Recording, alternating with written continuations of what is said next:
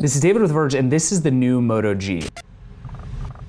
So this is the follow-up to Motorola's best-selling smartphone ever, which was last year's Moto G.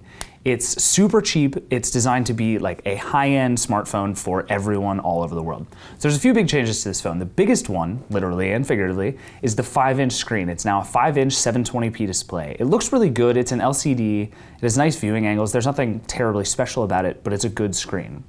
The other thing is all sort of small changes to the way that this works. Motorola says it spent a lot of time with customers talking about what they want in a phone and then built all that into here. So one of them is these two speakers.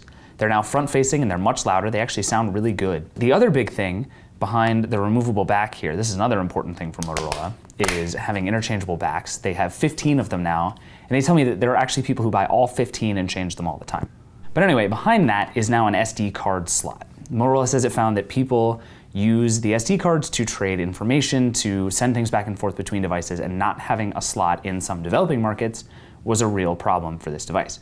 So now it's here. So really this now has most of the trappings of your average smartphone these days. It has a lot less than the Moto X. It doesn't have any of the cool voice features. It doesn't have some of the always on display stuff.